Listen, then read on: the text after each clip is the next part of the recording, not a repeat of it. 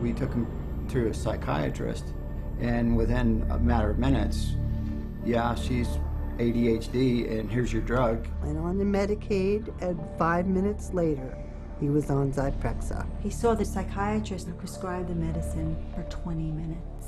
The guy didn't even look at her. He talked to her a little bit. Now, how can you tell if somebody's ADHD or not ADHD from just a few minutes talking to her? Next thing I know, I'm getting handed a handful of Xanax. That's how easy it is to get these drugs. Just so easy. It's just passed to me like candy. That's simple.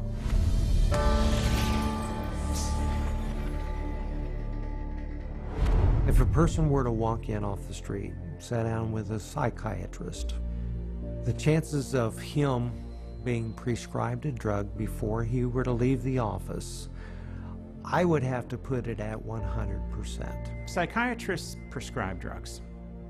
They might have different ways of diagnosing, they might have different ways of interacting with a patient, but it's rare to find a psychiatrist that uses no drugs. The psychiatrists today are, in quotes, admitting they can't cure these mental illnesses, and they're therefore going to manage your illness by using a drug. 50 years ago, a person who was going through a divorce would have relied on family, friends, clergy, and even the family doctor to a certain extent for conversation to work through the issue. They certainly wouldn't have been medicated. C'était avant l'ère des psychotropes. Les psychiatres, qui avaient le statut le plus bas au sein de la profession médicale, travaillaient presque exclusivement dans des hôpitaux psychiatriques. Sans traitement, ils avaient peu de chances d'être respectés comme véritables médecins par le public et le milieu médical. Psychiatrists had for years been on the fringe of medicine.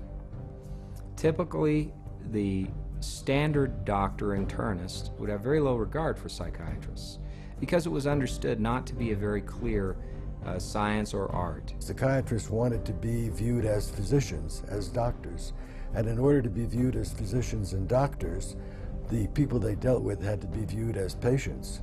And if doctors dealt with diseases, then their patients had to be diseased. Psychiatrists had a wonderful opportunity, they felt, to become respected in the eyes of their peers.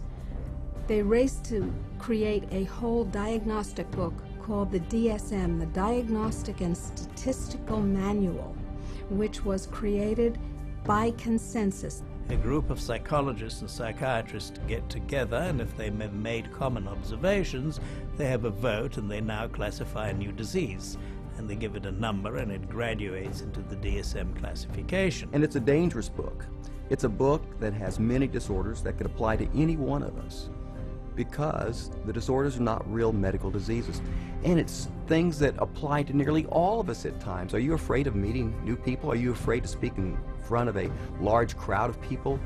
Does it make you nervous to go and to talk to your boss about a complaint? You can invent a mental disorder based on a checklist of symptoms, and that is exactly how the Diagnostic and Statistical Manual, the billing Bible for psychiatry, works. Depuis la première édition du DSM en 1952, le nombre de diagnostics n'a cessé de croître. Du livret peu épais de 130 pages énumérant 106 prétendus troubles mentaux, le DSM est devenu un volume de 886 pages. Aux États-Unis, les psychiatres doivent utiliser ce manuel pour faire un diagnostic, prescrire des psychotropes et facturer leurs services. L'industrie psychiatrique utilise actuellement le DSM pour encaisser plus de 72 milliards de dollars des assurances publiques et privées. The DSM is used to diagnose and then give a label, and the label is used for billing purposes. That's how they get paid. You have to have a term in the Diagnostic and Statistical Manual in order to then call it a disease and treat it as a disease and write a prescription for it. And so because they can vote it in, they can create, and then the drug industry can just take over and market their drugs for those new disorders. And those drugs were welcomed by psychiatry leaders because it made us real doctors. Of course, first the public had to believe that there was something wrong with them, and that that thing wrong was biochemical, and that that could then be treated by a drug which was supposed to cure all. And so it was relatively easy, I think, to say, well, look, let's start looking at mental illness as fundamentally a matter of chemical imbalance in the brain. Chemical imbalance is a term that's used as a marketing ploy, as opposed to anything that there's scientific evidence to support. Nobody has yet measured, demonstrated, or created a test to show that somebody has a chemical imbalance in their brain. Period. How do you market a drug that restores the chemical balance or corrects a chemical imbalance? How can you do that in good conscience if you don't even know what one is? The whole myth of the chemical imbalance was created to sell drugs.